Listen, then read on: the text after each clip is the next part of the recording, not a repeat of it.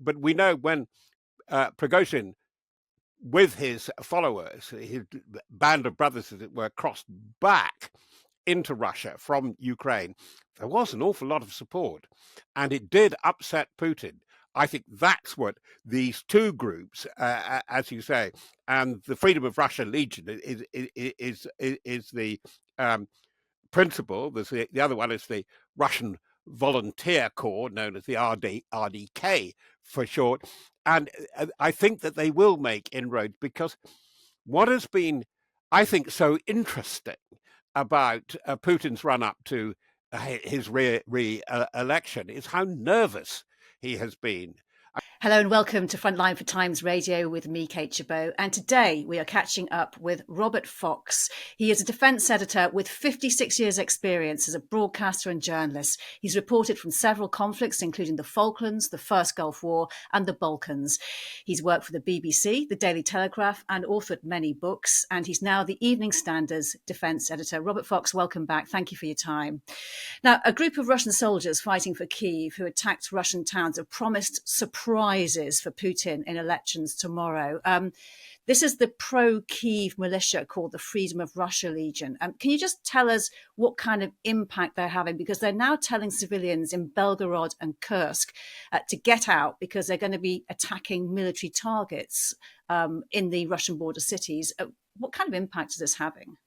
It's very difficult to tell because, of course, the Russian media are keeping it out of the headlines, keeping it out of coverage altogether. But it undoubtedly, this is the impact. It's really about image and propaganda as much as effect.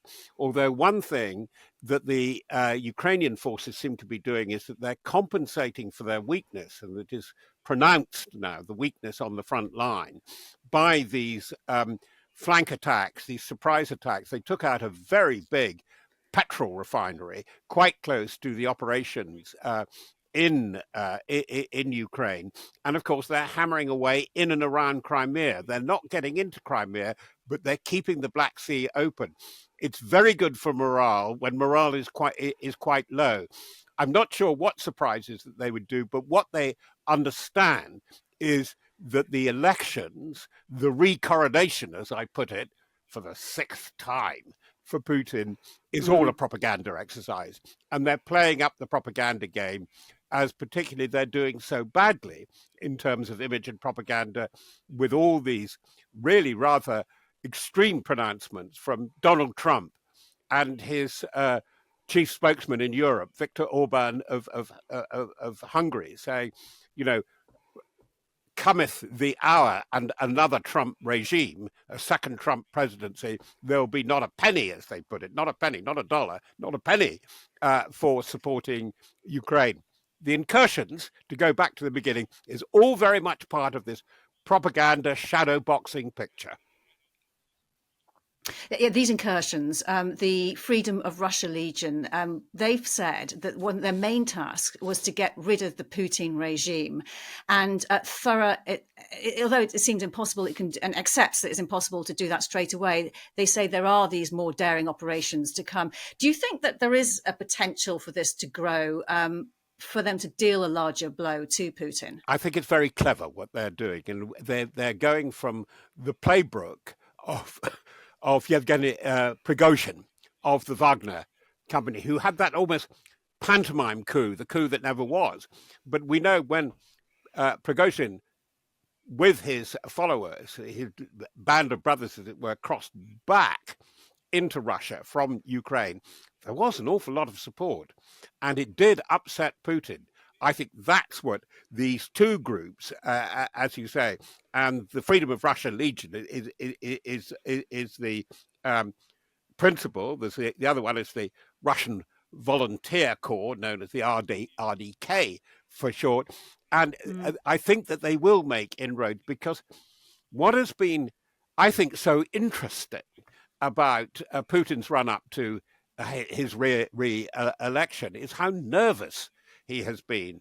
I mean, it was just bad timing for Navalny to be killed at that time, and Naryshkin, who was really no threat at all, but whose name sort of conjures hope in itself, was seen as a threat because he got 100, possibly hundreds, possibly a few thousand petitioners queuing in the snow in Moscow very visibly and signing up to endorse him as a candidate. It's all very, very odd.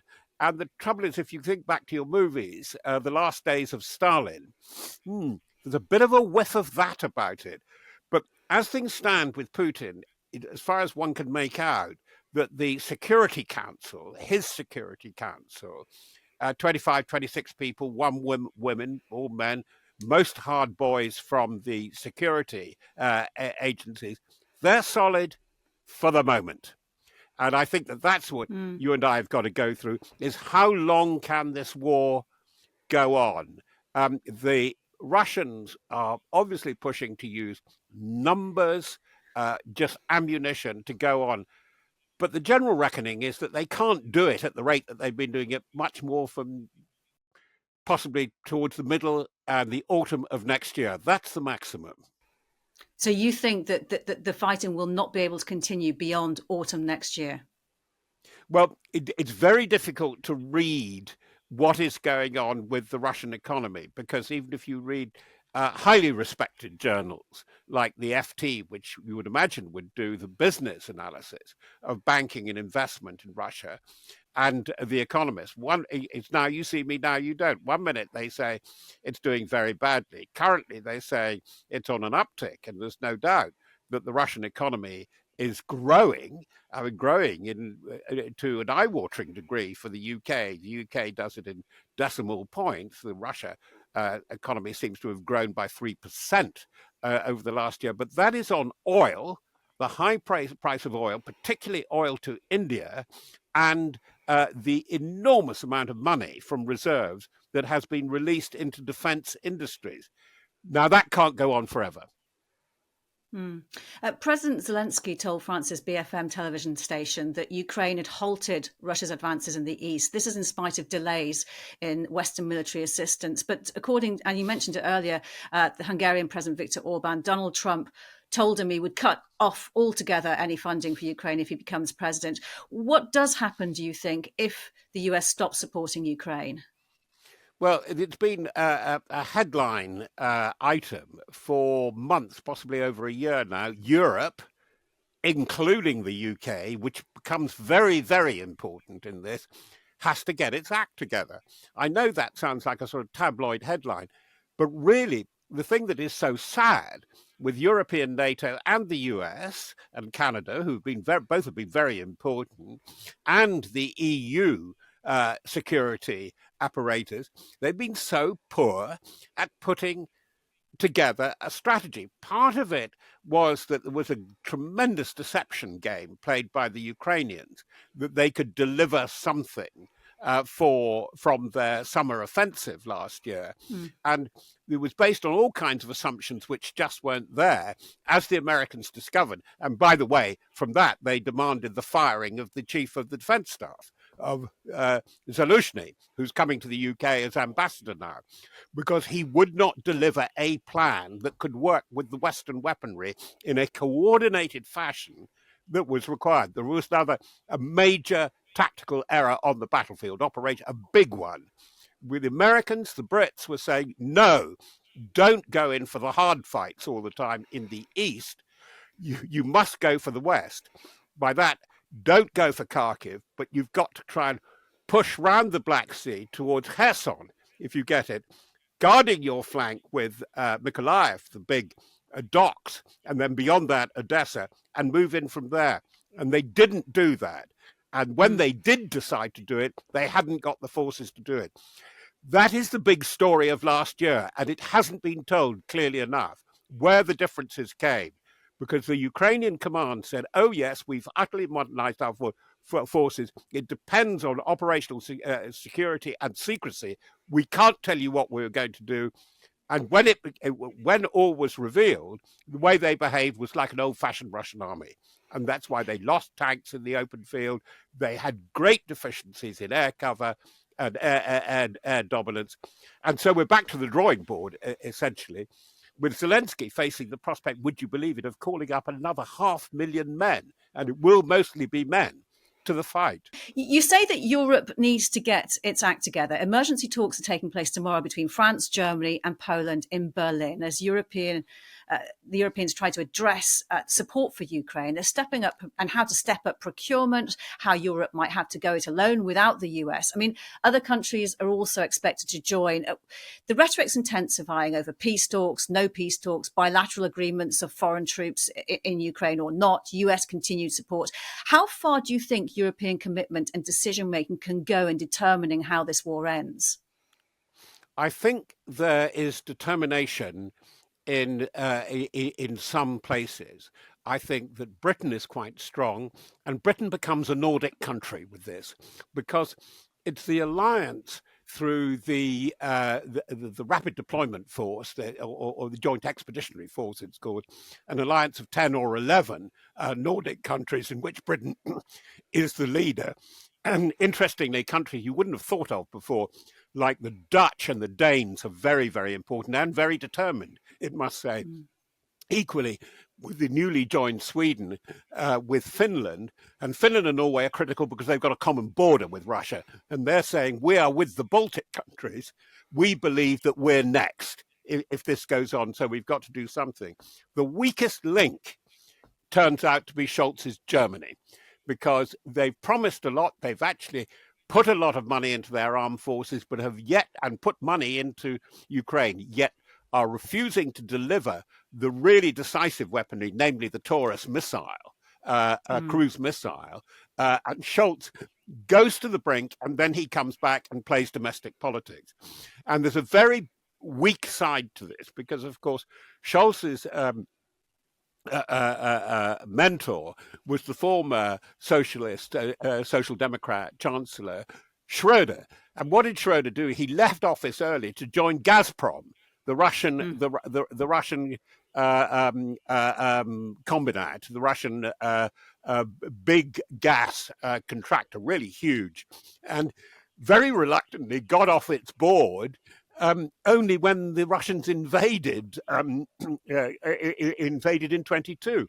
So we've got this bad vibe about the commitment of Germany, and Germany is vital for this. I mean, they provide the tanks, the Leopard tanks, and so on, but they are really driving with one foot on the accelerator and one foot on the brake, it seems, still at the moment. Critical is Macron, but Macron goes over the top with this Napoleonic rhetoric and saying, oh, we'll put boots on the ground. And nobody's talking about that. Actually, we have to be quite careful. There have been boots on the ground, but not those kinds of boots on the ground. But what they've got to do is a sustaining policy, just to keep Ukraine going through this calendar year of 2024. Yes, there will be talks. I think that they are doomed to fail in the way that they did after 2014 and Crimea. But it is messy, it's difficult. But the point that you have raised is crucial. You cannot now necessarily rely on America. You're going to have to buy a lot of stuff from America, but American leadership is not a given. Can I just pick up on what you said about President Macron, this suggestion that some allies of Ukraine might send troops there? After this initial rushed out idea, there was a lot of people saying, no, that's not going to happen. We're not going to. UK said that, NATO Secretary General said that, and tried to play it down. But it does actually seem to be gaining some kind of traction, don't you think, though? Because the Polish foreign minister says presence of NATO forces is not unthinkable. Is it unthinkable? Well, I think it's a very silly argument. I think that what I would like to say to Macron at the moment is the greatest line in Downton Abbey, which you may remember with the young servant girl, which the butler was very overwilling. He said, "Shut up, Daisy, shut up." Macron is really shooting off at the mouth. The other side of this was revealed in the totally inept, in security-wise, conversation between the German Air Force leaders, in which they said, if we send tourists, we'll have to send military personnel in there, as the French and the British have done for the Storm Shadow and the French equivalent of Storm Shadow. I mean, it is absolutely obvious. We've had quite a big mission. We've had quite a big mission. in the UK, and I've got to be very careful about it. And it's been advice, it's been diplomatic, it's been analytical, but the endorsement of that, and I hope Macron is listening to them, is that the top defence team, despite all the politicians with their grandstanding, the top defence team of Admiral Sir Tony Radakin and various others who I won't name, but they know who they are much appreciated by the Ukrainians. They trust them more than they trust the Americans, and the Americans wanted Radakin and his team to stay because that is the American command. They're worried about the prospect of another Trump presidency, and they want continuity. Just to quote you, Robert, quoting Downton Abbey, did you have a shut-up Daisy moment about the Pope when he, in recent days, suggested that Ukraine should negotiate and end the war with Russia and have the courage to raise the white flag? I note that you actually put on X, as it's now called, so the Peronista Pope is Putin's best diplomatic pal? That is reminiscent of another famous World War II quote from Stalin, of course. How many divisions does the Pope have? Divisions, military divisions of troops, and that's where we're going.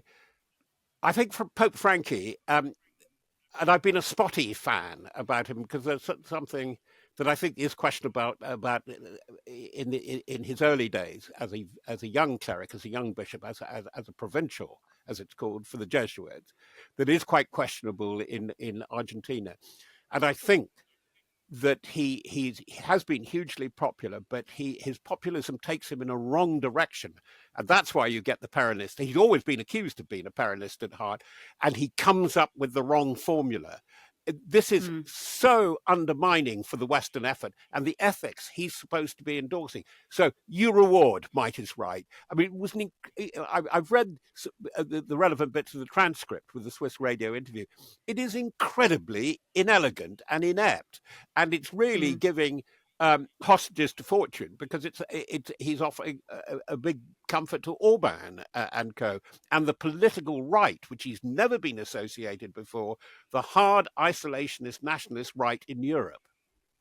But I do think it will come to talks, by the way, but I do see the shades of Vietnam, where the talks started in 1968. I remember it very well, but didn't get anywhere. And the thing was, it took another 7 years to fight through. Yeah, talks. But in a recent major interview, President Putin said it would be ridiculous for Russia to start negotiating with Ukraine just because it's running out of ammunition, he said. He's making himself clear here that he's intending a long war. Well, that's part of the offer for these extraordinary elections. Because what is it about? We know he's going to win with 98% of the vote, and the two of the leading opposition candidates on the slate for the presidency have said that, well, actually, they really support Putin, and he's a very good thing for Russia. I do think that Putin is maneuvering because he's really committed to a wartime leadership, and he has to continue. Is Russia going to be at war continuously on off for the next 6 years of his regime? Probably he sees it that way. And I think he's looking for pauses en route. And I think that there will be a big statement after the re-election next week. And it will be a maneuver again while Russia regroups, because while they are gaining advantage and initiative, they certainly have the upper hand in many places on the front now. And they've been showing adroitness, particularly at electronic warfare and jamming drones and so forth. But down the line, can they continue at this level? What happens if there is trouble elsewhere? He's getting very heavily committed. And by the way, Putin and his new initiative is getting dragged in deeper into the Middle East. And he doesn't want to do that. Syria and the Gulf, and particularly the Red Sea, they've tried to stay out of it because they've been moving again, regaining the advantages of the old Wagner Corps.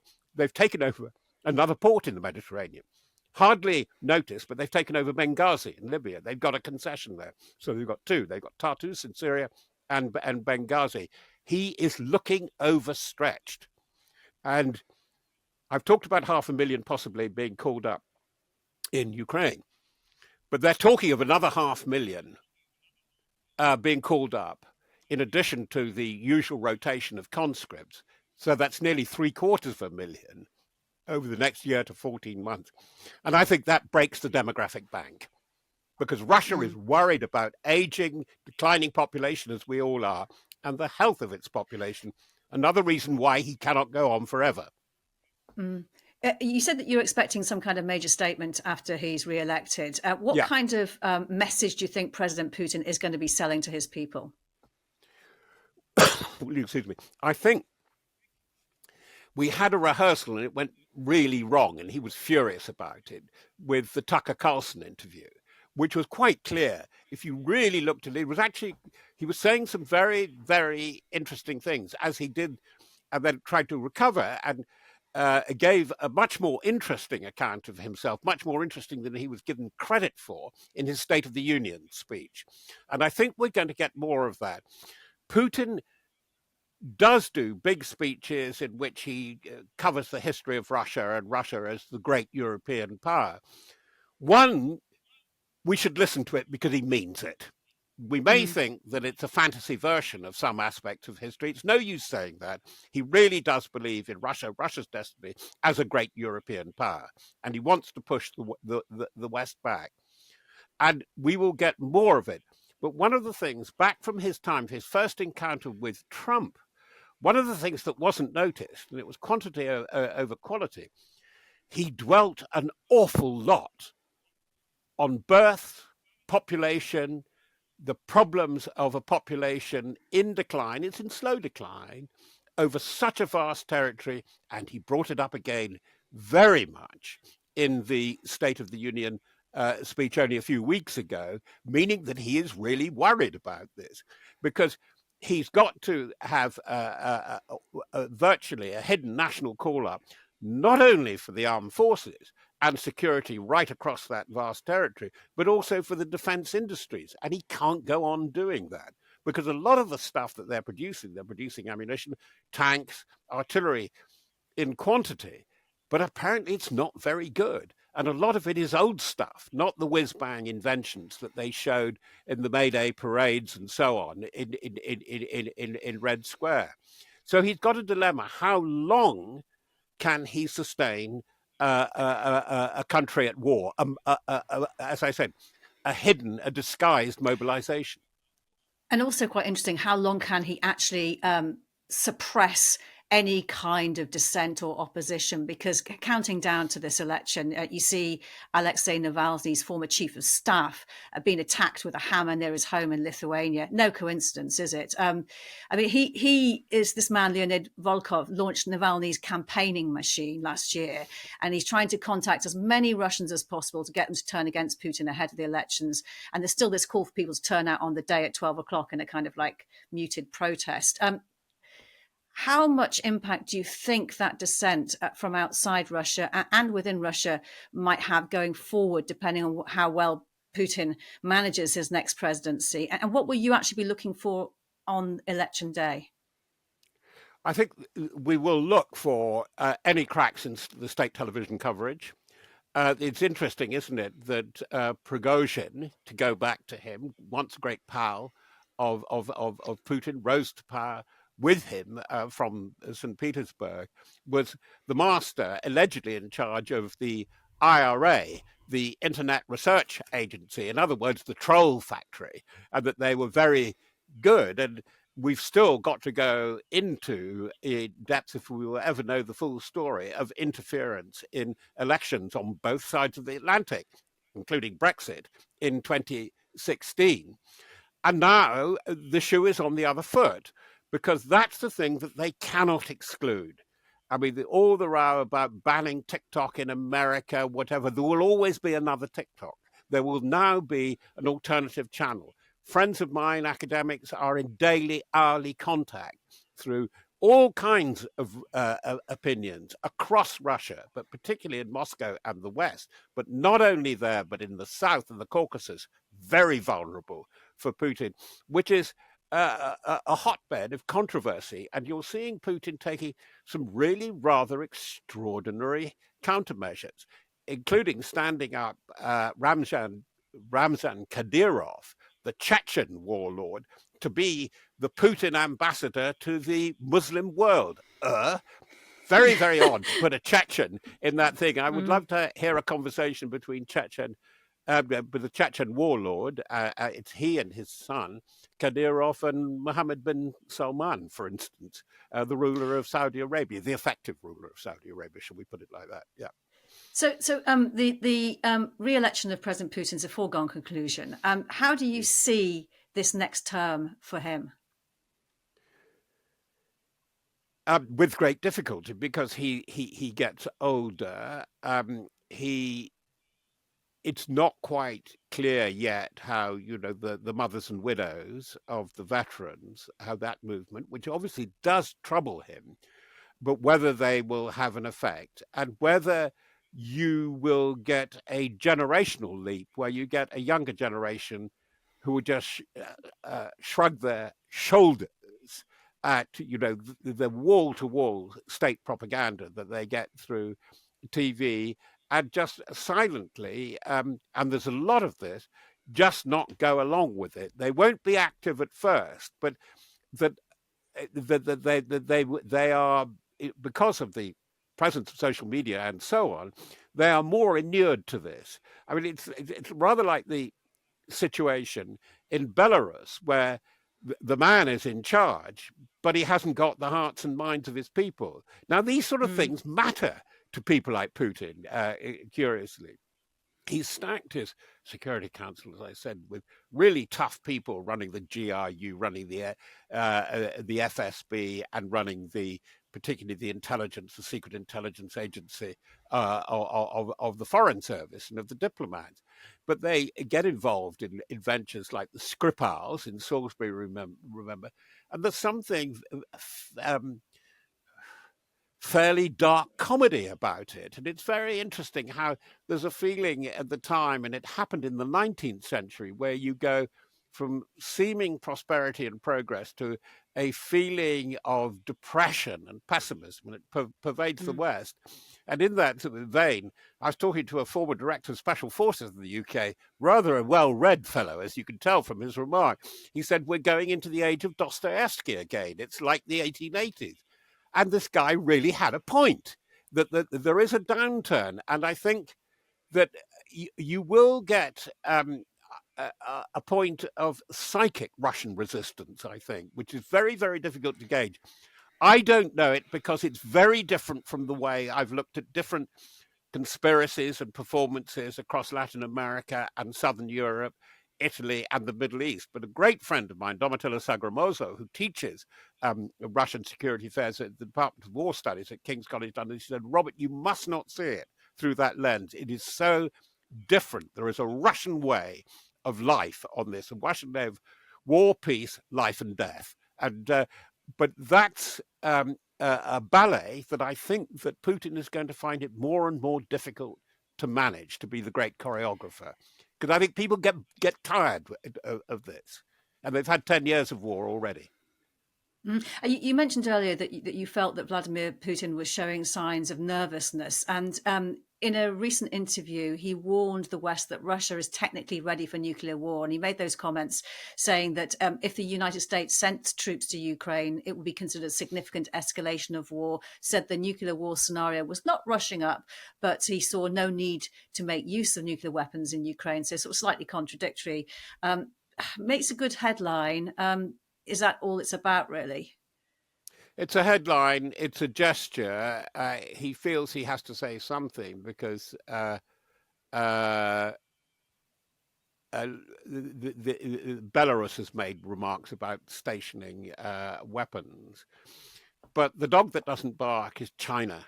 And I don't think China likes Putin mouthing all this stuff. They're advanced in their nuclear capability, but they're very worried about rogue nuclear powers, particularly the one on their doorstep in North Korea. But, and this is what is so worrying about Putin, is that we are, it seems, in another era of nuclear escalation, and there's great worry that third parties, not possibly even non-state actors, will have a go at militarized or very localized nuclear weaponry, and then all bets are off. It's very interesting how conservatives, hawks, but rather thoughtful these days, like John Bolton, are very much on the case about Putin's threats of nuclear weapons. And it has been pointed out to him continuously, and there are back channels, this will be utterly self-defeating. You're actually condemning your country to self-destruction if you do this. And I think that it is very, very gestural. It's very difficult to see under what circumstances he could use a tactical nuclear weapon, particularly when they've made such a mess in and around the great actual nuclear threat, which is the Zaporizhia nuclear complex, where they've been using exotic weapons, chemical weapons, white phos and so on, by all accounts, and making a thoroughly polluted environment. We still haven't cleared up Chernobyl, and they, in the initial invasion in 24, in February, March, in 22 rather, they put Russian tanks. They put a Russian tank park there, which shows you how casual to safety and security of the troops in the field the Russian command is.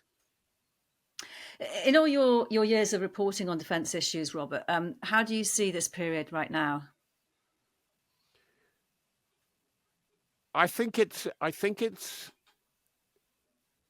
a period which is absolutely fascinating, and it's where the shades between confrontation and conflict, the shadowy dotted line, gets more and more shadowy, and you get transgressions easily. We're seeing this certainly in Gaza, in things in the Middle East, and in wars that we're just not reporting at all, like Sudan, where there's an awful lot of killing and bloodletting at the moment. And I think it would be awful to use some sort of phrase borrow from somebody like Eric Hobsbawm, the short 20th century, but this is the age of uncertainty. I don't think it is. I think it's an era of great transition. And I think that the most difficult element is the information war. And it's where I think, which is something I really believe in, and it's what we're practicing now, where linear, good reporting, analytical journalism is suffering very badly. But I am not going to be mewed up with self-pity over this, because I think there are ways that we can do it, and there are ways that we can work it, and we have to. But it is a community-based business, and our politicians simply don't grasp that, because they're control freaks, by and large. The whole culture, and East and West is no different, and they think media and information is there to serve their ends, whether it's true or not. End of rant. But that's the way I see it going. But we are in a period of great transition in Eastern Europe. Goodness knows what it's going to look like. Russia will look very different. The European Union will look very different within 3 or 4 years. And we've got the big changes, not only climate change and environment, but the one thing that is central to this, and which we're not covering, is demographic shift. Populations are getting older, workforces are becoming depleted, people are reluctant in the liberal West to join public service. Why? And why are we losing confidence in ourselves? I've been in journalism, as I said, 56 years. I wish I was starting all over again. Mind you, I would find the bossiness of having to deliver on the minute, not only the hour, of social media-driven journalism would drive me nuts. Robert, end of rant, you said, but I sense the end of your job is not in sight just yet. Plenty more work to do. Thank you so much thank you for your time.